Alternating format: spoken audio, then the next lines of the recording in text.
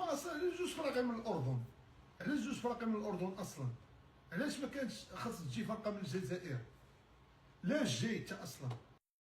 اخ شو دخل تركيا حلو. والجزائر والاردن جابها يقول لك برهان.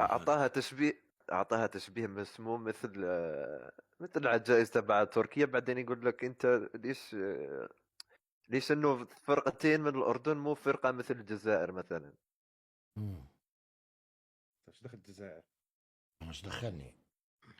الزمالك ابو صاحب او بيكي احظى، ولا انت اللي خايف على نفسك، وانت مو صاحب بيكي. لك اذا مو انت السبب في انه ما يفوت ستريمر جزائري، لك انا بفهمش شيء.